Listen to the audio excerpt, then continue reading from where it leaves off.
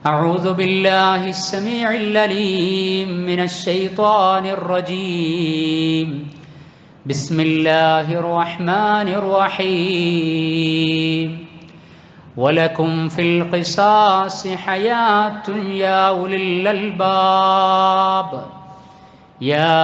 الألباب لعلكم تتقون اللهم رب اشرح لي صدري ويسر لي أمري واحلل عقدة من لساني يفقهوا قولي إن أريد إلا الإصلاح ما استطعت وما توفيقي إلا بالله عليه توكلت وإليه أنيب. സമാദരണീയരായ സഹോദരീ സഹോദരന്മാരെ, സ്നേഹം നിറഞ്ഞ സത്യവിശ്വാസി വിശ്വാസിനികളെ, പരമകാരുണ്യകരും കരുണാവാരിധിയുമായ പടച്ച റബ്ബിൻ്റെ പരിശുദ്ധ ദീനുൽ ഇസ്ലാം ജീവിതത്തിൻ്റെ എല്ലാ സമയ സന്ദർഭങ്ങളിലും അങ്ങേയറ്റത്തെ ആത്മാർത്ഥതയോടെ ആത്മസംസ്കരണം ആഗ്രഹിച്ചുകൊണ്ട് പ്രാവർത്തികമാക്കുന്ന മുത്തഖീങ്ങളായ മുസ്ലിമീങ്ങളിൽ ഉൾപ്പെടണമേ എന്ന് എന്നെ മറക്കാതെ നിങ്ങൾ ഓരോരുത്തരെയും ആമുഖമായി ഉണർത്തുകയാണ്, തഖ്വ കൊണ്ട് വസിയ്യത്ത് ചെയ്യുകയാണ്. അള്ളാഹുവിൻ്റെ ഇഷ്ടം സമ്പാദിക്കുന്ന സൽക്കർമ്മനിരതമായ ജീവിതം മരിക്കുന്നത് വരെ നിലനിർത്തുവാനുള്ള സന്മാർഗവും സൗഭാഗ്യവും അവൻ നമുക്ക് ഏവർക്കും നൽകി അനുഗ്രഹിക്കുമാറാകട്ടെ. വിശുദ്ധ ഖുർആനിലെ 2-ാം അധ്യായം സൂറത്തുൽ ബഖറയിലെ 179-ാമത്തെ ആയത്താണ് ആമുഖമായി എന്നെയും നിങ്ങളെയും ഓതി കേൾപ്പിച്ചിട്ടുള്ളത്. ഇസ്ലാമിലെ പ്രതിക്രിയയുമായി ബന്ധപ്പെട്ടുകൊണ്ട് സജീവമായ ചർച്ചകൾ സാമൂഹിക ഇടങ്ങളിലും സാമൂഹ്യ മാധ്യമങ്ങളിലുമൊക്കെ നടന്നുകൊണ്ടിരിക്കുകയാണ്. നമുക്കെല്ലാം വളരെ വേണ്ടപ്പെട്ട മലയാളിയായ, നമ്മൾ കഴിഞ്ഞ ആഴ്ച ഖുതുബയ്ക്ക് ശേഷം സൂചിപ്പിക്കുകയും നമ്മുടെ സ്നേഹം ഉദാരത കൊണ്ട് പങ്കുവെക്കുകയും ചെയ്തിട്ടുള്ള എല്ലാ മലയാളികളുടെയും അങ്ങേയറ്റത്തെ അഭിലാഷം റഹീമിൻ്റെ മോചനം, അതുമായി ബന്ധപ്പെട്ട കാര്യങ്ങളുടെ കൂടെ നടന്നുകൊണ്ടിരിക്കുന്ന പല ചർച്ചകളിലും ഇസ്ലാമിക ശരീഅത്തിനെയും സൗദിയെയും അവിടുത്തെ കോടതി സംവിധാനങ്ങളെയും ആ വിധിയെയും കുറിച്ചുള്ള പലതരത്തിലുള്ള ചർച്ചകളും നടന്നുകൊണ്ടിരിക്കുകയാണ്. അതിൽ നാസ്തികവാദികളും യുക്തിവാദികളും ലിബറലിസ്റ്റുകളുമൊക്കെ ഒരു വല്ലാത്ത വടി കിട്ടിയതുപോലെ 6-ാം നൂറ്റാണ്ടിലെ ഗോത്ര നടപടിക്രമം ആധുനിക സമൂഹത്തിന് എത്രമേൽ പ്രയാസമാണ് സൃഷ്ടിക്കുന്നത് എന്നതിലേക്കുള്ള വരവായിക്കൊണ്ട് റഹീമുമായി ബന്ധപ്പെട്ട വിഷയങ്ങളെ ചേർത്ത് വെച്ചുകൊണ്ടുള്ള ഡിസ്കഷൻ തുടർന്നുകൊണ്ടിരിക്കുകയാണ്.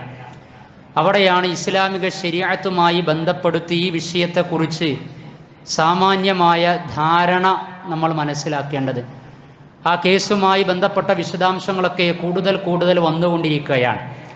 അത് വരുമ്പോഴാണ് ഇസ്ലാമിൻ്റെ ഇവ്വിഷയകമായിട്ടുള്ള മാനവികതയും അല്ലാഹു സുബ്ഹാനഹു വ തആലയുടെ ശരീഅത്തിൽ ഉൾച്ചേർന്നിട്ടുള്ള കാരുണ്യവും എത്രത്തോളമാണ് നമ്മളൊക്കെ ഇഷ്ടപ്പെടുന്ന 18 വർഷമായി ഉമ്മയെ നേർക്കുനേരെ കാണുവാൻ കഴിയാതെ ജയിലിൽ അകപ്പെട്ടു പോയ ആ റഹീം അദ്ദേഹത്തിൻ്റെ മോചനത്തിലേക്ക് എത്തിക്കുന്നതിന് അള്ളാഹിൻ്റെ ദീനിൻ്റെ വിധിവിലക്കുകൾ സഹായകരമായി തീരുന്നത് എന്ന് നമ്മൾ ഈ കേസിലൂടെ കൂടുതൽ അടുത്തറിയുകയാണ്. മാത്രവുമല്ല, അതിന് ഉപോത്ബലകമായിക്കൊണ്ട് അനുബന്ധമായിക്കൊണ്ട് അത്തരത്തിലുള്ള വിവിധ കേസുകൾ ചർച്ചയ്ക്ക് വരുമ്പോഴാണ് ഇസ്ലാമിക ശരീഅത്ത് ഖിസാസുമായി ബന്ധപ്പെട്ട വിഷയത്തിൽ ഖിസാസ് അതിൻ്റേതായ രൂപത്തിൽ നടപ്പിലാക്കപ്പെടുമ്പോൾ ഉണ്ടാകുന്നതും അതേപോലെ തന്നെ ഖിസാസുമായി ബന്ധപ്പെട്ട മറ്റു ഓപ്ഷനുകൾ നൽകപ്പെടുമ്പോൾ ലഭിക്കുന്ന കാര്യങ്ങളുമൊക്കെ അതിൻ്റെ ഉദാഹരണ സഹിതം പല ആളുകളും അനുഭവങ്ങൾ പങ്കുവെച്ചുകൊണ്ടിരിക്കുന്നത്. ഏതായിരുന്നാലും ആമുഖമായി ഓതിവെച്ച ആയത്തും അതിൻ്റെ തൊട്ടു മുമ്പുള്ള സൂക്തവും വിശുദ്ധ ഖുർആനിലെ 5-ാം അധ്യായം സൂറത്തുൽ മാഇദയിലെ 45-ാമത്തെ ആയത്തുമൊക്കെ ബന്ധപ്പെടുത്തിക്കൊണ്ട് ഈ വിഷയങ്ങൾ നമുക്ക് മനസ്സിലാക്കാവുന്നതാണ്. വളരെ ലളിതമായി അള്ളാഹുവിൻ്റെ ദീനിൻ്റെ, അള്ളാഹു സുബ്ഹാനഹു വ തആലയുടെ ദീനിൻ്റെ പ്രായോഗികമായ ജീവിതക്രമം, അത് ക്രിമിനൽ ആക്ടിവിറ്റീസിൽ സോഷ്യൽ സെക്യൂരിറ്റി, സാമൂഹിക നിർഭയത്വം അത് നിർബന്ധിതമാക്കുന്നതിന് അനിവാര്യമാക്കുന്നതിന് വേണ്ടി നിഷ്കർഷിക്കപ്പെട്ടിട്ടുള്ള നിയമങ്ങൾ എത്രമേൽ അനിവാര്യമാണ് എന്നും അത് പാലിക്കപ്പെടുന്ന സമയത്താണ് സാമൂഹികമായ സുരക്ഷിതത്വം ഉണ്ടാവുക എന്നും, എന്നാൽ ഒരു വേള ചില സംഭവങ്ങൾ ഉണ്ടാകുന്ന സമയത്ത് അതിലും പാലിക്കേണ്ട ചില നടപടിക്രമങ്ങൾ ഉണ്ട് എന്നും അല്ലാഹു സുബ്ഹാനഹു വ തആല അറിയിക്കുകയാണ്. രണ്ടാം അധ്യായം സൂറത്തുൽ ബഖറയിലെ 178-ാമത്തെ ആയത്ത് ഇങ്ങനെയാണ്: യാ അയ്യുഹല്ലദീന ആമനു കുതിബ അലൈക്കുമുൽ ഖിസാസു ഫിൽ ഖത്ലാ. അല്ലയോ സത്യവിശ്വാസികളെ, അള്ളാഹുവിൻ്റെ ദീനിൻ്റെ ആദർശം സ്വീകരിച്ചവരെ, കുതിബ അലൈക്കുമുൽ ഖിസാസു ഫിൽ ഖത്ലാ, കൊലപാതകത്തിൻ്റെ വിഷയത്തിൽ തത്തുല്യമായ ശിക്ഷ നടപ്പിലാക്കൽ, പ്രതിക്രിയ നടപ്പിലാക്കൽ നിങ്ങൾക്ക് മേൽ നിർബന്ധമാണ്. അൽ ഹുർറു ബിൽ ഹുർരി, സ്വതന്ത്രന് സ്വതന്ത്രനാണ്, സ്വതന്ത്രനാണ് കൊന്നത് എങ്കിൽ സ്വതന്ത്രനെ തന്നെ കൊല്ലുക.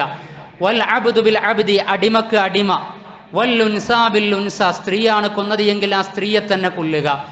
ഫമൻ ഉഫിയ ലഹു മിൻ അഖീഹി ശൈഉൻ, എന്നാൽ ഏതെങ്കിലും ഒരർത്ഥത്തിൽ മാപ്പ് നൽകപ്പെടുകയാണ് എങ്കിൽ, കൊല്ലപ്പെട്ട ഇരയാക്കപ്പെട്ട കുടുംബത്തിൽ നിന്ന് അവരിൽ നിന്ന് ഏതെങ്കിലും തരത്തിലുള്ള മാപ്പ് ലഭിക്കുകയാണ് എങ്കിൽ, ഫത്തിബാഉം ബിൽ മഅറൂഫ്, പിന്നെ സദാചാരത്തോടുകൂടി ഏറ്റവും നന്മയിൽ അധിഷ്ഠിതമായി അതിനെ തുടരണം. അതുമായി ബന്ധപ്പെട്ട കാര്യങ്ങൾ നീക്കാവുന്നതാണ്. വഅദാഉൻ ഇലൈഹി ബിഇഹ്സാൻ, ഏറ്റവും നല്ല അർത്ഥത്തിൽ തന്നെ കൊടുത്തു വീട്ടേണ്ടത് കൊടുത്തു വീട്ടണം. ദാലിക തഖ്ഫീഫും മിർ റബ്ബിക്കും വറഹ്മ, അത് നിങ്ങളുടെ രക്ഷിതാവിൻ്റെ സവിധത്തിൽ നിന്നുള്ള ഒരു ലഘൂകരണമാണ്. വറഹ്മത്തുൻ, അത് കാരുണ്യമാണ്. ഫമൻ ഇഅ്തദാ ബഅദ ദാലിക, അതിന് ശേഷം ആരെങ്കിലും പരിധി ലംഘിക്കുകയാണ് എങ്കിൽ, ഫലഹു അദാബുൻ അലീം, അവർക്ക് വേദനാജനകമായ ശിക്ഷയാണുള്ളത് എന്നുള്ള അറിയിക്കുകയാണ്. അതിനുശേഷമുള്ള ആയത്ത്, അതാണ് ആമുഖമായി ഓതിവെച്ച സൂക്തം. പ്രതിക്രിയയുമായി ബന്ധപ്പെട്ടുകൊണ്ടുള്ളതിൽ എന്താണ് നിങ്ങൾക്ക് ഇടക്കുണ്ടാകുന്നത്? വലക്കും ഫിൽ ഖിസാസി ഹയാത്തുൻ യാ ഉലിൽ അൽബാബി ലഅല്ലക്കും തത്തഖൂൻ.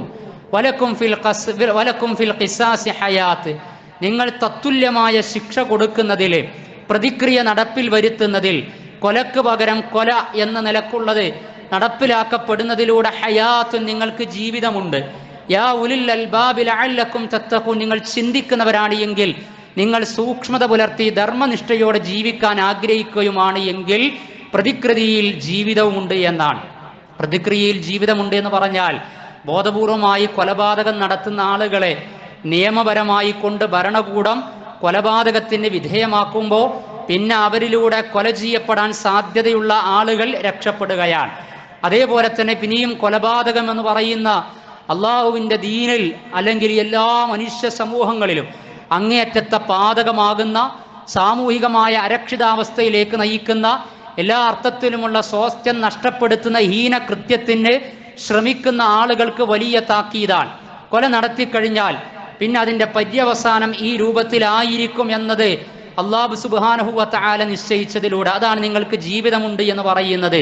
വലക്കും ഫിൽ ഖിസാസി ഹയാത്തുൻ യാ ഉലിൽ അൽബാബ്. അപ്പോൾ കൊല്ലുന്ന ആളുകളെ, കൊലപാതകത്തെ പല അർത്ഥത്തിലും ആ രൂപത്തിൽ അതിനെ ശ്രമിച്ചുകൊണ്ടിരിക്കുന്ന ആളുകളെ നമുക്കറിയാം. വിവിധ രാജ്യങ്ങളിൽ കൊലപാതകത്തിൻ്റെ കണക്കെടുത്ത് പരിശോധിക്കുമ്പോൾ അതിന് പ്രത്യേകമായ ശിക്ഷ ലഭിക്കപ്പെടാതെ അവർ രക്ഷപ്പെടുന്ന വേളയിൽ അത്തരത്തിലുള്ള രാജ്യങ്ങളിൽ കൊലപാതകങ്ങളും ഇത്തരത്തിലുള്ള അക്രമങ്ങളും കാര്യങ്ങളും കൂടിക്കൊണ്ടിരിക്കുന്നു എന്നാണ്.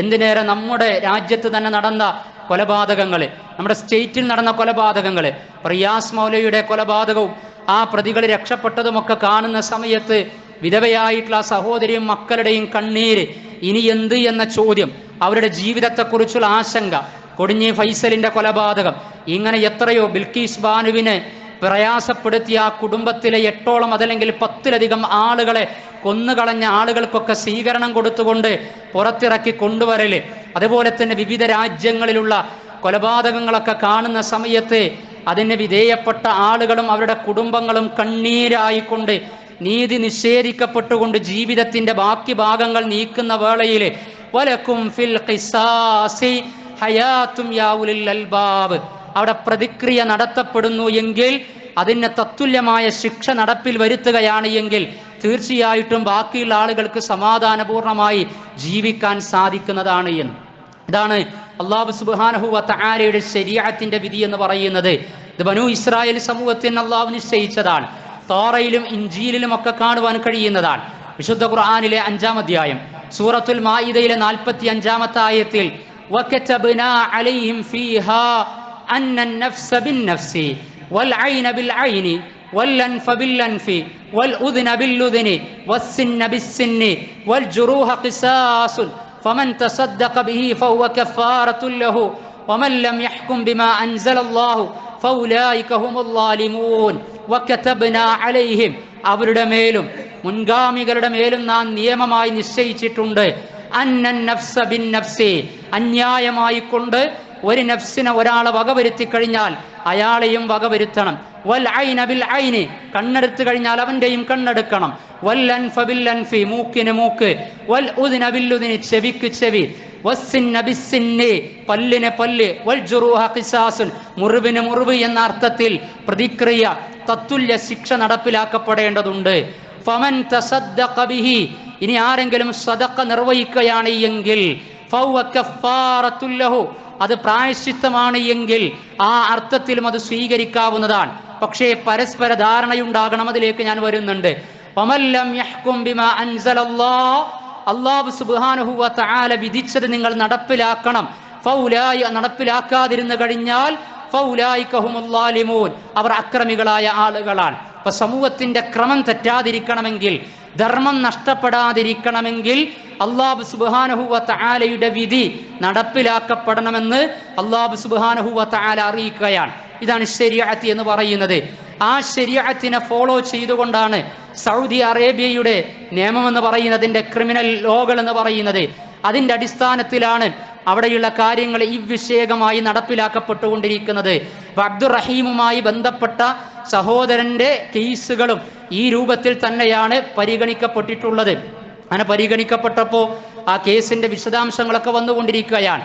നമുക്കറിയാം, അബദ്ധവശാലാണോ ബോധവശാലാണോ അത് നടപ്പിലാക്കിയത് എന്നതിനെ കുറിച്ച് ചർച്ചകൾ നടക്കുന്നുണ്ട്. പക്ഷേ കോടതിയുടെ ഫൈൻഡിങ്ങിൽ വളരെ വ്യക്തമായി അവർക്ക് ലഭിച്ച സോളിഡ് എവിഡൻസിന്റെ അടിസ്ഥാനത്തിൽ മലയാളി ട്രാൻസ്ലേറ്റേഴ്സിനെ വെച്ചുകൊണ്ട് കൃത്യമായ കോടതിയുടെ ആ രൂപത്തിലുള്ള വിചാരണകളും കാര്യങ്ങളും മൊഴിയെടുപ്പുകളും ഒക്കെ മുന്നോട്ട് പോകുമ്പോൾ അതിനെ നിഷേധിക്കുവാൻ റഹീമിന് സാധിക്കാത്തതിന്റെ പേരിലാണ് അത് ബോധപൂർവമായ കൊലപാതകമായിരുന്നു എന്ന ഫൈൻഡിങ്സിലേക്ക് കോടതി എത്തിച്ചേർന്നതും അവസാനം വധശിക്ഷയ്ക്ക് വിധേയമാക്കിയിട്ടുള്ളതും. അങ്ങനെ വധശിക്ഷയ്ക്ക് ബോധപൂർവമായ കൊലപാതകം എന്നതിലേക്ക് എത്തിയത് കൊണ്ടാണ് ആ രൂപത്തിലുള്ള വധശിക്ഷ തന്നെ, അതാണ് ഖിസാസ് എന്ന് പറയുന്നത്. അബദ്ധവശാലാണ് സംഭവിച്ചത് എങ്കിൽ അവിടെ ഖിസാസ് നടപ്പിലാക്കുകയില്ല. അത് ബോധപൂർവമാണെങ്കിലാണ് ഖിസാസ് നടപ്പിലാക്കുക. ഇന്നും സൗദിയിൽ നിന്ന് വന്ന ഒരു ന്യൂസ് വായിച്ചപ്പോൾ ഒരു ബോധപൂർവമായി സൗദി പൗരൻ തന്നെ ഒരു സൗദി പൗരയെ കൊലപ്പെടുത്തിയതിന് അവിടെ ഖിസാസ് നടപ്പിലാക്കപ്പെടുകയുണ്ടായി. ആ ഖിസാസ് നടപ്പിലാക്കുന്നതിന് യാചകനെന്നോ രാജാവെന്നോ വ്യത്യാസമില്ല. 2016 ഒക്ടോബർ 16 വെള്ളിയാഴ്ച അസറിന് ശേഷം നടന്ന ഒരു ഖിസാസിന്റെ ഫീച്ചർ വായിക്കുകയുണ്ടായി. അതില് രാജകുമാരനെയാണ് വധിച്ചു കളഞ്ഞിട്ടുള്ളത്. രാജകുമാരൻ സുഹൃത്തായിട്ടുള്ള ആദിൽ എന്ന് പറയുന്ന സുഹൃത്തിനെ വെടിവെച്ച് ബോധപൂർവം കൊല്ലുകയുണ്ടായി. അങ്ങനെ കൊന്നുകളഞ്ഞു. അതിന്റെ കേസും കാര്യങ്ങളും 3-4 വർഷം തുടർന്നു. ഈ രാജകുമാരന്റെ പിതാവ് എത്ര വേണമെങ്കിലും ദിയാധനം നൽകാമെന്ന് പറഞ്ഞു. പക്ഷേ കൊല്ലപ്പെട്ട കുടുംബം, ആ കുടുംബത്തിന്റെ ആ രാജകുമാരന്റെ പിതാവ് പറഞ്ഞു വേണ്ട എന്ന് പറഞ്ഞു. അങ്ങനെയാണ് 2016 ഒക്ടോബർ 16 വെള്ളിയാഴ്ച അസറിന് ശേഷം അവിടെ ഖിസാസ് വധം നടപ്പിലാക്കപ്പെടുകയുണ്ടായി. ശുപാർശ പലരും ചെയ്തു, പക്ഷേ ആ ശുപാർശ സ്വീകരിക്കപ്പെടുകയില്ല. കാരണം ഖിസാസിന് വിധേയപ്പെട്ടു കഴിഞ്ഞാൽ, ഫൈൻഡിങ്സിലൂടെ കണ്ടെത്തിക്കഴിഞ്ഞാൽ, ബോധപൂർവമായ കൊലയാണ് എന്ന് അറിഞ്ഞു കഴിഞ്ഞാൽ പിന്നെ രാജാവിനോ മന്ത്രിക്കോ സമുന്നതരായിട്ടുള്ള ആർക്കോ ഏത് ഗോത്രത്തിനോ ഒരാൾക്കും ഇടപെടാൻ പറ്റാത്ത വിധത്തിലുള്ള ഇസ്ലാമികമായ നീതിയാണ് അവിടെ നടപ്പിലാക്കപ്പെടുക എന്നതിൻ്റെ എത്രയോ ഉദാഹരണങ്ങളുണ്ട്, എത്രയോ സംഭവങ്ങൾ അവിടെ പിന്നെ ആർക്കുമില്ല. എന്നാൽ മറ്റു രാജ്യങ്ങളിലൊക്കെ നമുക്കറിയാം. അപ്പൊ നമ്മുടെ രാജ്യത്ത് തന്നെ ന്യായമായ കൊലപാതകത്തിന്റെ പേരിൽ വധശിക്ഷയ്ക്ക് വിധേയപ്പെട്ട ഒരു മനുഷ്യൻ അവസാനം രാഷ്ട്രപതിയുടെ അടുത്തേക്ക് എത്തുകയാണ് എങ്കിൽ ദയാഹർജിയിൽ രാഷ്ട്രപതിക്ക് തീരുമാനമെടുക്കാൻ സാധിക്കും. പക്ഷെ ആ തീരുമാനത്തിന്റെ നൈതികതയെക്കുറിച്ച് നിങ്ങൾ ആലോചിച്ച് നോക്കൂ. കൊല്ലപ്പെട്ട കുടുംബത്തിന്റെ അവസ്ഥയും മാനസികാവസ്ഥയും അവിടെ പരിഗണിക്കപ്പെടണമെന്നില്ല. അവർ ആഗ്രഹിക്കൽ അവിടെ ദയ കൊടുക്കാതിരിക്കുകയാണ് എങ്കിൽ അതല്ലെങ്കിൽ ദയ കൊടുക്കുന്ന സമയത്ത് ഇവർക്ക് അതിൻ്റെതായ പ്രായശ്ചിത്തം ലഭിക്കണമെങ്കിൽ മനുഷ്യവികാരത്തെ, മാനവികതയെ, നഷ്ടപ്പെട്ട സഹോദരൻ നഷ്ടപ്പെട്ട, മകൻ നഷ്ടപ്പെട്ട, മകൾ നഷ്ടപ്പെട്ട, ബന്ധു നഷ്ടപ്പെട്ട ആ കുടുംബത്തിന്റെ വേദനയും പ്രയാസവും എത്രയാണ്, എത്ര കോടിയാണ് എന്ന് ഒരിക്കലും നമുക്ക് അളന്നെടുക്കാനും തിട്ടപ്പെടുത്താനും സാധ്യമല്ല. പക്ഷേ അതിനനുസരിച്ചുള്ള ഒരു ഓപ്ഷനും ഒരു പരിഹാരവും മുന്നിൽ വെച്ച് കാര്യങ്ങൾ പരിഹരിക്കാൻ പറ്റുന്ന നിയമങ്ങളൊന്നും മനുഷ്യനിർമ്മിതമായ ആശയങ്ങളിലില്ല. എന്നാൽ അല്ലാഹു സുബ്ഹാനഹു വ തആലയുടെ ശരീഅത്തിൽ അവസാനത്തെ വാക്ക്, അവസാനത്തെ ഓപ്ഷൻ എന്ന് പറയുന്നത് കൊല്ലപ്പെട്ട കുടുംബത്തിനും കുടുംബ ബന്ധുക്കൾക്കും നൽകുകയാണ്. ആ ഓപ്ഷൻ അങ്ങനെ നൽകിയത് കൊണ്ടാണ് റഹീമിന്റെ മോചനവും സാധ്യമായത്. അതാണ് ബോധപൂർവമായ കൊലപാതകം നടന്നു കഴിഞ്ഞാൽ അങ്ങനെയാണ് ഫൈൻഡിങ്സ് എങ്കിൽ പിന്നെ അതിൽ 3 ഓപ്ഷനാണുള്ളത്. ഒന്ന് ഖിസാസ്, വധശിക്ഷ നടപ്പിലാക്കുക. അതാണ് ഓതി വെച്ച 2 സൂക്തങ്ങളിലും പറഞ്ഞത്. അതാണ് വലക്കും ഫിൽ ഖിസാസ് ഹയാത്തും എന്നതിൽ പറഞ്ഞത്. രണ്ടാമത്തെ ഓപ്ഷൻ എന്ന് പറയുന്നത് മോചനദ്രവ്യം നൽകുക, ദിയാധനം നൽകുക എന്നാണ്. മൂന്നാമത്തെ ഓപ്ഷൻ എന്ന് പറയുന്നത് ബന്ധുക്കൾ കുറ്റവാളിക്ക് മാപ്പ് നൽകണം. ഇതിൽ രണ്ടാമത്തെ മോചനദ്രവ്യമാണ് പിന്നീട് പല ചർച്ചയ്ക്ക് ശേഷവും, കാരണം അവർക്ക് പ്രകോപനമുണ്ടായത് എന്തുകൊണ്ടാണ് നമുക്കറിയാം. റഹീമിന്റെ മോചനത്തിന് വേണ്ടി അശ്രാന്തം പരിശ്രമിച്ചു. അത് കേരളത്തിന്റെ മഹിതമായ ഒരു മാനവികതയുടെ മനോഹരമായ ഏടായി മാറി. ഇലക്ഷൻ പരിസരങ്ങളിലൊക്കെ കേരളത്തെയും അതേപോലെ ഈ രാജ്യത്തെയും ഒക്കെ ജാതിയുടെയും മതത്തിന്റെയും വർണ്ണത്തിന്റെയും പേര് പറഞ്ഞുകൊണ്ട് അതിനെ വംശീയമായി വർഗീയമായി വിഭജിച്ച് പണം പടർത്തുന്ന ഒരു സമയത്ത് ഒരു സഹോദരന്റെ മോചനത്തിന് വേണ്ടി എല്ലാ മനുഷ്യരും ഒന്നിച്ചു നിന്ന മനോഹരമായ നിമിഷമായി റഹീമിന്റെ വിഷയം മാറി എന്നതിൽ ആർക്കും തർക്കമില്ല, അതിലാർക്കും സംശയമില്ല. പക്ഷേ ആ കേസ് അത്രത്തോളം എത്തിയത് എന്തുകൊണ്ടാണ് എന്ന് പറഞ്ഞാൽ അവിടെ ചില അപാകതകൾ സംഭവിച്ചു എന്ന യാഥാർത്ഥ്യം നമ്മൾ അംഗീകരിക്കുകയാണ്, ആ മോചനം ആഗ്രഹിക്കുന്നതിൻ്റെ കൂടെ തന്നെ. അതല്ല എങ്കിൽ ബോധപൂർവമായ വധശിക്ഷ, ഖിസാസ് നടപ്പിലാക്കപ്പെടേണ്ട ശരീഅത്തിലൂടെ പറയപ്പെടുന്ന, അതിലൂടെ ഒരു ജഡ്ജ്മെന്റിലേക്ക് എത്തുന്ന അവസ്ഥയിലേക്ക്, വിധിയിലേക്ക് അത് എത്തുമായിരുന്നില്ല. 2006 റഹീം അവിടെ എത്തിയത്.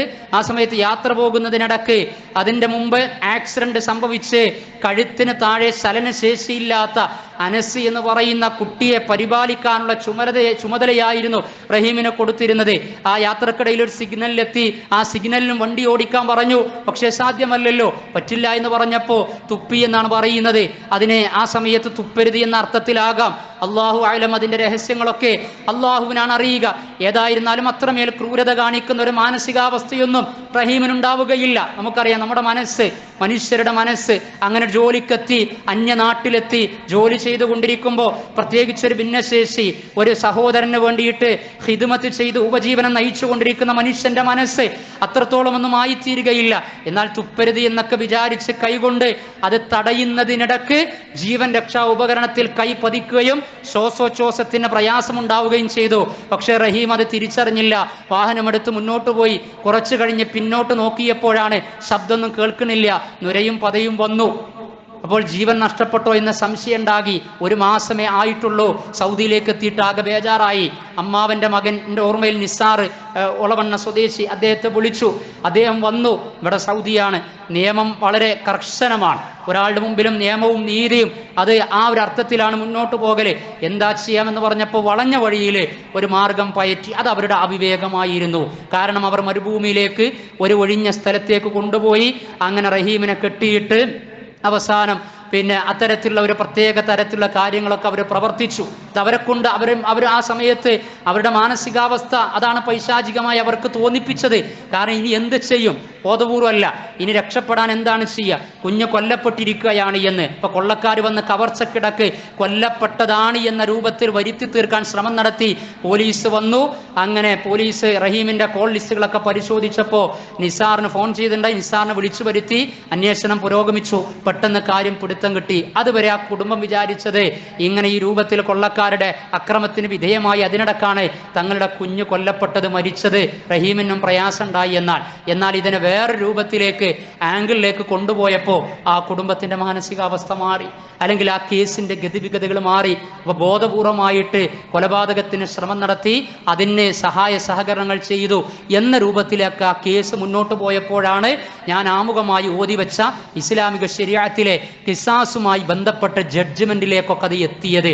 അങ്ങനെ ആ ജഡ്ജ്മെന്റിലേക്ക് എത്തിയെങ്കിലും അല്ലാഹു സുബ്ഹാനഹു വ തആല അതിലൊരു റഹ്മത്ത് 5-ാം അധ്യായം സൂറത്തുൽ മാഇദയിലെ 45-ാമത്തെ ആയത്തിലൊക്കെ അല്ലാഹ് പറഞ്ഞല്ലോ, നിങ്ങൾ ഫഹുവ കഫാറത്തുൻ എന്ന് സൂറത്തുൽ മാഇദയിൽ അല്ലാഹ് അറിയിച്ച, നിങ്ങൾ പ്രായശ്ചിത്തം കൊടുക്കുകയാണ് എങ്കിൽ, മാപ്പ് കൊടുക്കുകയാണ് എങ്കിൽ, ഫമൻ ഉഫിയ ലഹു മിൻ അഖീ ശൈഉൻ, അതാണ് ഏറ്റവും ഖൈറായി തീരുന്നത് എന്നതിലേക്ക് അവർ എത്തിയപ്പോൾ വധശിക്ഷക്ക് വിധിക്കപ്പെട്ട ഒരു സഹോദരൻ ഇസ്ലാമിക ശരീഅത്തിന്റെ കാരുണ്യത്തിന്റെ തണലിൽ രക്ഷപ്പെടുകയാണ്.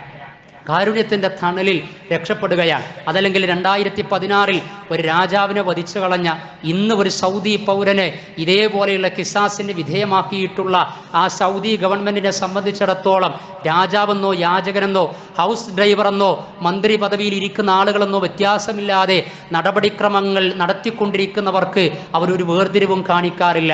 പക്ഷേ അള്ളാന്റെ ദീനിന്റെ സൗരഭ്യം, അതിൻ്റെ സൗന്ദര്യം, ശരീഅത്തിന്റെ മാനവികത, ആ ഒരു മനസ്സിലേക്ക് അവർ എത്തിയപ്പോൾ രണ്ടു കൂട്ടർക്കും ഹയാത്ത് ലി ഉലിൽ അൽബാബ്. ഇന്ന് അനസിന്റെ കുടുംബത്തിനും അതിൽ സന്തോഷിക്കാം, റഹീമിന്റെ കുടുംബത്തിനും അതിൽ സന്തോഷിക്കാം.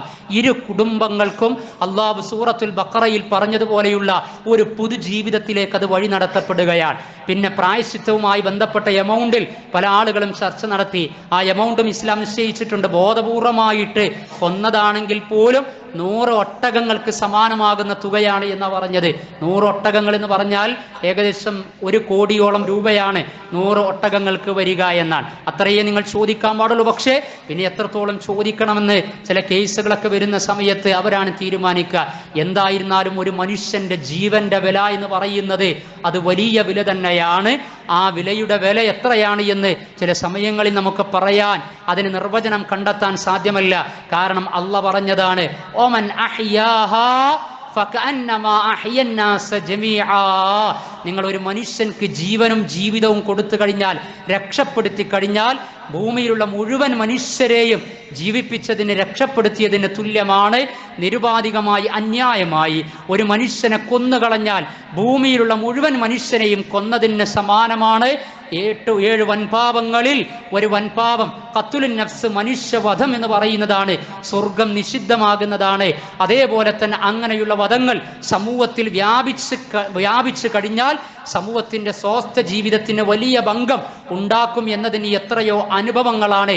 ഇരകളായി ജീവിക്കുന്ന ആളുകളുടെ നീതി നിഷേധവും മനസ്സിലാക്കി കഴിഞ്ഞാൽ ഈ ഖിസാസിന്റെ അനിവാര്യതയൊക്കെ മനസ്സിലാക്കും. പക്ഷേ റഹീമുമായി ബന്ധപ്പെട്ട വിഷയത്തിൽ അവിടെ അള്ളാന്റെ കാരുണ്യവും അള്ളാഹുവിന്റെ ഇടപെടലും ആ കുടുംബത്തിന്റെ സ്നേഹവും അവരുടെ മാപ്പുമൊക്കെ കടന്നു വന്നതിലൂടെ ആ വിഷയം ശുഭാപ്തിയിലേക്ക് ഏറ്റവും നല്ല രൂപത്തിലേക്കാണ് പോയിക്കൊണ്ടിരിക്കുന്നത്. അല്ലാഹു സുബ്ഹാനഹു വ തആല അതിനെ എല്ലാ അർത്ഥത്തിലും പരിപൂർണ വിജയത്തിൽ എത്തിക്കുമാറാകട്ടെ. അള്ളാഹുവിന്റെ ദീനിന്റെ ശരീഅത്തിനെ സംബന്ധിച്ച് അറിവില്ലായ്മ കൊണ്ട് അതിനെ അവമതിക്കുന്ന ആരെങ്കിലും ഉണ്ട് എങ്കിൽ ആ വിഷയങ്ങൾ മനസ്സിലാക്കി കേസുകളും കാര്യങ്ങളും വിശദാംശങ്ങളും ഒക്കെ തിരിച്ചറിഞ്ഞുകൊണ്ടായിരിക്കണം നമ്മൾ കമന്റ് അടിക്കേണ്ടതും ഫോർവേഡ് ചെയ്യേണ്ടതും അതേപോലെയുള്ള ആശയങ്ങളിലും ചർച്ചകളിലുമൊക്കെ ഭാഗവാക്കായി തീരേണ്ടതും. അതല്ലാതെ അറിവില്ലായ്മ കൊണ്ട് കോടതികളെയോ ഒരു രാജ്യത്തിന്റെ നിയമത്തെയോ നമ്മളെ പ്രതിനിധീകരിക്കുന്ന അതുല്യമായ ഇസ്ലാമിന്റെ ശരീഅത്തിനെയോ കൊഞ്ഞനം കുത്തുന്ന അവസ്ഥ ഉണ്ടാകാൻ പാടില്ല എന്നുകൂടി നമ്മൾ മനസ്സിലാക്കണം. എന്ന് വെച്ച് സൗദി ഗവൺമെന്റ് എല്ലാ വിഷയങ്ങളിലും സമ്പൂർണ്ണ ഇസ്ലാമാണ് അവിടെ കൊണ്ടു നടക്കുന്നത് എന്ന വാദമൊന്നും എനിക്കില്ല. നീതി നടപ്പിലാക്കപ്പെടേണ്ട പല വിഷയങ്ങളിലും അവർക്ക് നീതിയുക്തമായ നിലപാട് സ്വീകരിക്കാൻ സാധിക്കുന്നില്ല എന്നതിൻ്റെ ജീവിച്ചിരിക്കുന്ന ഉദാഹരണമാണ് ഗസ മണ്ണിലെ പാവപ്പെട്ട മനുഷ്യരെ അവർ നീതി നിഷേധിക്കപ്പെട്ടുകൊണ്ടിരിക്കുന്നത് എന്ന് കൂട്ടത്തിൽ ചേർത്ത് പറയാൻ ആഗ്രഹിക്കുകയാണ്. അതേപോലെ തന്നെ മിഡിൽ ഈസ്റ്റ് രാജ്യങ്ങളിലുമൊക്കെ അവിഷേകമായി പലപ്പോഴും പാളിപ്പോയിട്ടുണ്ട്. പക്ഷേ റഹീമിന്റെ വിഷയത്തിൽ ഇസ്ലാമിക ശരീഅത്തിന്റെ ഉൾക്കണമുള്ള മാനവികതയുടെ ഖിസാസിന്റെയും അനുബന്ധ വിഷയങ്ങളും ഏറ്റവും നല്ല രൂപത്തിൽ തന്നെയാണ് അവിടെ നടപ്പിലാക്കപ്പെട്ടത് എന്ന് ചേർത്ത് വായിക്കുകയും കൂടി ചെയ്യുകയാണ്. അല്ലാഹു സുബ്ഹാനഹു വ തആല അവന്റെ ദീനിന്റെ ചെറുതും വലുതുമായ വിധിവിലക്കുകളെ അറിവിന്റെ അടിസ്ഥാനത്തിൽ ജീവിതത്തിൽ പ്രാവർത്തികമാക്കിക്കൊണ്ട് നീതിക്കും നന്മക്കും ധർമ്മത്തിനും വേണ്ടി നിലകൊള്ളുന്ന മുത്തഖീങ്ങളായ മുസ്ലിമീങ്ങളിൽ അവൻ നമ്മെ ഉൾപ്പെടുത്തി അനുഗ്രഹിക്കുമാറാകട്ടെ.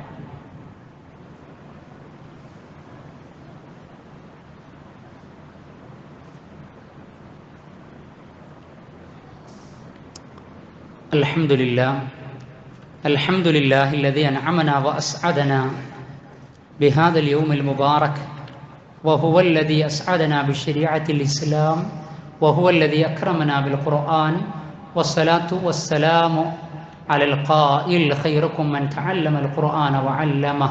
സ്നേഹം നിറഞ്ഞ സഹോദരി സഹോദരന്മാരെ, സത്യവിശ്വാസി വിശ്വാസിനികളെ, അള്ളാഹുവിൻ്റെ ദീനിൻ്റെ വിധിവിലക്കുകൾ ജീവിതത്തിൻ്റെ എല്ലാ സമയ സന്ദർഭങ്ങളിലും പാലിച്ചുകൊണ്ട് തസ്കിയത്തും തഖ്വയും തർബിയത്തും തവക്കുലും തൗഹീദും കൈമോശം വരുത്താതെ ശുഭാപ്തിയോടെ ജീവിച്ച് മുന്നോട്ട് നീങ്ങുന്ന മുത്തഖീങ്ങളായ മുസ്ലിമീങ്ങളിൽ ഉൾപ്പെടണമേ എന്ന് രണ്ടാമതൊരിക്കൽ കൂടി എന്നെയും നിങ്ങളെയും ഉണർത്തുകയാണ്. അള്ളാഹു നമ്മെ അനുഗ്രഹിക്കുമാറാകട്ടെ. നമ്മുടെ രാജ്യം നിർണായകമായ ലോക്സഭാ ഇലക്ഷനിലേക്ക് പ്രവേശിച്ചിരിക്കുകയാണ്. ആദ്യഘട്ട ഇലക്ഷൻ ഇന്ന് 21 സംസ്ഥാനങ്ങളിലെ 102 ലോക്സഭാ മണ്ഡലങ്ങളിൽ നടന്നുകൊണ്ടിരിക്കുകയാണ്. അടുത്ത വെള്ളിയാഴ്ചയാണ് നമ്മുടെ വോട്ടെന്ന് പറയുന്ന ജനാധിപത്യ മതേതര രാഷ്ട്രത്തിലെ വലിയ ആയുധം വിനിയോഗിക്കപ്പെടാനുള്ളത്. വെള്ളിയാഴ്ച തെരഞ്ഞെടുപ്പ് എൻ്റെ ഓർമ്മയിൽ വായനയിൽ ഇന്ത്യയിൽ ആദ്യമായിട്ടായിരിക്കാനാണ് സാധ്യത. പക്ഷെ അതൊരു ഷർറാണ്, പ്രയാസമാണ് എന്ന് വിചാരിച്ചാലും അതൊരു ഖൈറായി തീരാനും സാധ്യതയുണ്ട്. കാരണം നമ്മൾ ഒന്നുകൂടി മതേതര വിശ്വാസികൾ, ഇസ്ലാമിക ഉമ്മത്തൊക്കെ ഒന്നുകൂടി ജാഗ്രത ആയിക്കൊണ്ടിരിക്കുകയാണ്. ഒരു വോട്ട് പോലും പാഴാക്കാതെ എങ്ങനെ വളരെ എളുപ്പത്തിൽ അടുത്ത വെള്ളിയാഴ്ച രാവിലെ തന്നെ അത് നിർവഹിച്ച് ആ ദിനത്തിലെ മറ്റ് അനുഷ്ഠാന കർമ്മങ്ങളൊക്കെ ആചരിക്കാനുള്ള ഒരുക്കങ്ങൾ നമ്മൾ നടത്തിക്കൊണ്ടിരിക്കുകയാണ്. അത് നടത്തുകയും വേണം. ഇനി ഉദ്യോഗസ്ഥന്മാർക്ക്, ബൂത്ത് ഏജന്റുമാർക്ക് അഥവാ ഏതെങ്കിലും തരത്തിൽ തങ്ങളുടെ അസാന്നിധ്യം കൊണ്ട് പ്രയാസങ്ങൾ ഉണ്ടായിത്തീരും എന്നുള്ള ആളുകളെ സംബന്ധിച്ചിടത്തോളം അവർ ജുമായിൽ പങ്കെടുക്കണമെന്നില്ല. കാരണം ഒരു ഫസാദും ഖൈറും ഉണ്ടാകുമ്പോൾ ഒരു നന്മ ചെയ്യാം, എന്നാൽ ഒരു ഫസാദ് വരാൻ സാധ്യതയുണ്ട് എങ്കിൽ ആ നന്മ ചെയ്തില്ലെങ്കിലും ആ ഫസാദിനെ, കുഴപ്പത്തെ, വംശീയതയെ, വർഗീയതയെ പ്രതിരോധിക്കാനുള്ള അവസരമായിട്ട് കാര്യങ്ങൾ വിവേകത്തോടെ വിനിയോഗിക്കപ്പെടേണ്ടതുണ്ട്. അപ്പോൾ ജുമാ നഷ്ടപ്പെട്ടാലും ഉദ്യോഗസ്ഥരെ സംബന്ധിച്ചിടത്തോളം വോട്ട് നിർണായകമാണ്, അവിടെയുള്ള സിറ്റിംഗ് നിർണായകമാണ്, വിജിലൻ്റ് ആയിരിക്കുക എന്നത് നിർണായകമാണ്. അവർക്ക് ളുഹ്ർ നമസ്കരിക്കാവുന്നതാണ്. ദൂരെ നിന്ന് വരുന്നവർക്ക് ജമ്മും കസ്റുമായി നമസ്കരിക്കാവുന്നതാണ്. അതല്ലാത്ത ആളുകൾക്ക് ളുഹ്റും അസ്റും ഒക്കെ ജമ്മാക്കി നമസ്കരിക്കാവുന്നതാണ്. എന്നാൽ മറ്റുള്ള ആളുകൾക്ക് രാവിലെ തന്നെ നിർവഹിച്ച് ജുമാക്ക് പങ്കെടുക്കാൻ പറ്റാവുന്നവരാണ് മാക്സിമം. അതൊക്കെ അങ്ങനെ തന്നെ നിർവഹിക്കേണ്ടവരാണ്. നമ്മുടെ ഉദാസീനത കൊണ്ട്, അലസത കൊണ്ട് ജുമാ നഷ്ടപ്പെടുന്ന അവസ്ഥ ഒരിക്കലും ഉണ്ടാകാൻ പാടില്ല. എന്നാൽ അതേ അവസരത്തിൽ ഈ ഇലക്ഷനും നിർണായകമാണ് എന്ന് വെച്ച് നമ്മൾ ഭയപ്പെടുകയോ പേടിക്കുകയോ ചെയ്യേണ്ട ആവശ്യമൊന്നുമില്ല.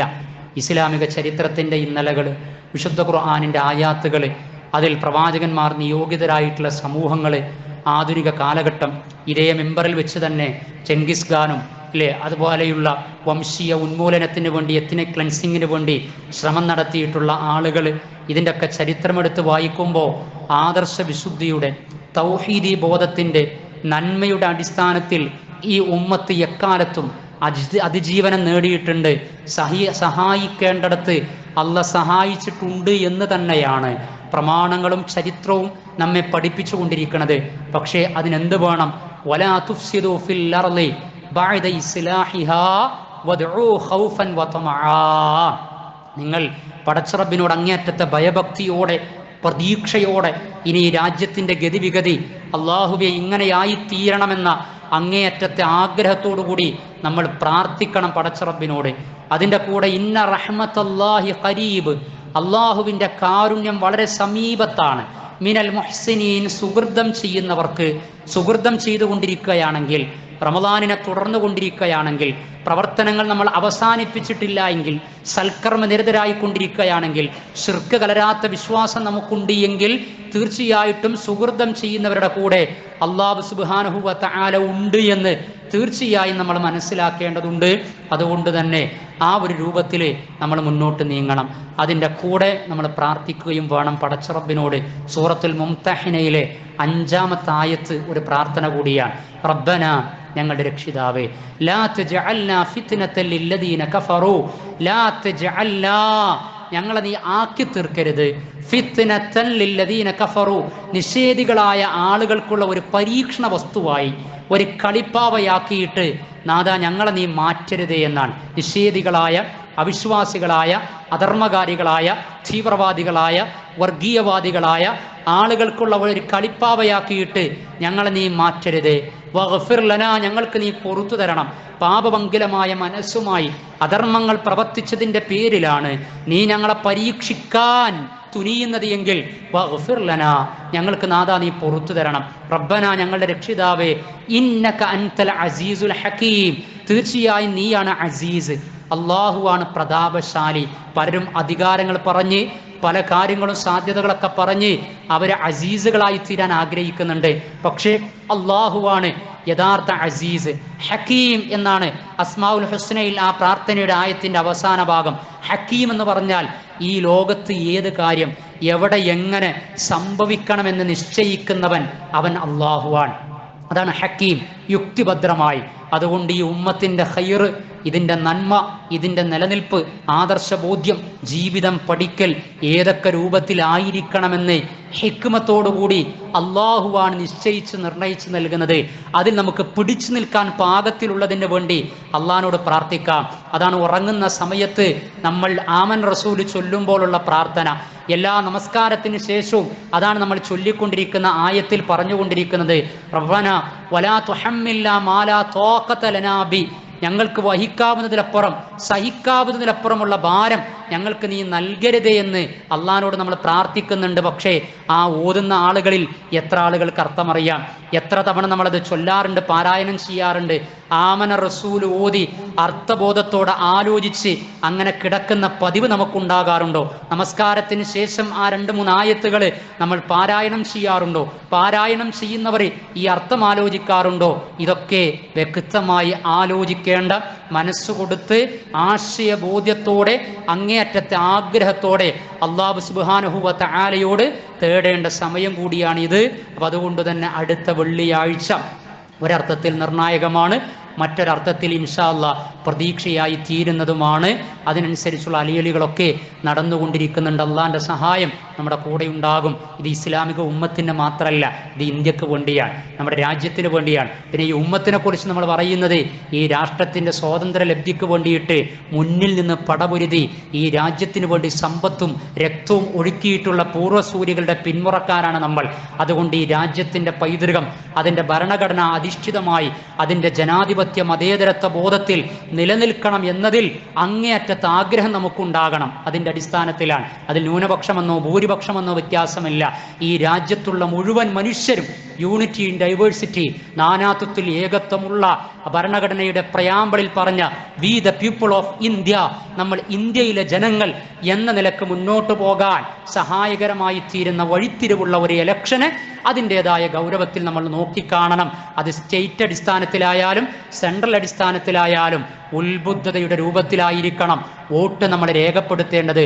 ആർക്കാണ് വോട്ട് ചെയ്യേണ്ടത് എന്നതിനെക്കുറിച്ച് കൃത്യമായ ധാരണ നമുക്കുണ്ടാകണം. അത് സ്റ്റേറ്റ് ഏതായിരുന്നാലും ഈ രാജ്യത്തിൻ്റെ ഈ ഉമ്മത്തിൻ്റെ വിഷയമൊക്കെ മുന്നിൽ വെച്ചുകൊണ്ട് കാപട്യം കലരാതെ നിലപാട് സ്വീകരിക്കുന്ന ആളുകളെ തിരിച്ചറിഞ്ഞ് അവരെ വിജയിപ്പിച്ചുകൊണ്ട് അങ്ങനെ ഈ രാജ്യത്തിൻ്റെ അഖണ്ഡതയ്ക്ക് വേണ്ടി അവസരമൊരുക്കുന്ന ഭാഗധേയം ഉത്തരവാദിത്വത്തോടെ നമ്മൾ നിർവഹിക്കണം.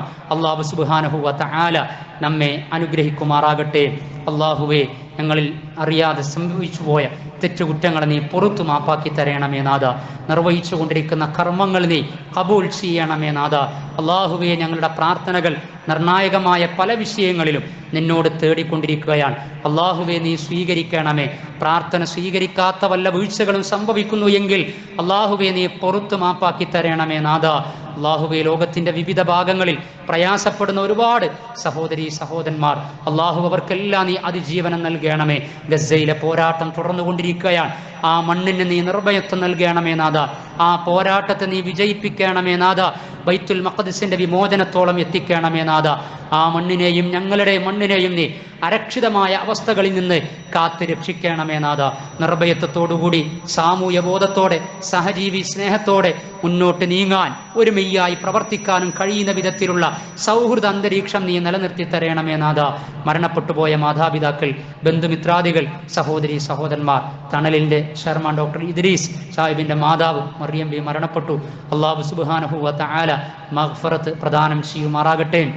അതേപോലെ തന്നെ മറ്റൊരു സഹോദരിയും മരണപ്പെട്ടിരിക്കുകയാണ്. അല്ലാഹു സുബ്ഹാനഹു വ തആല അവർക്ക് മഗ്ഫിറത്തും മർഹമത്തും നൽകുമാറാകട്ടെ.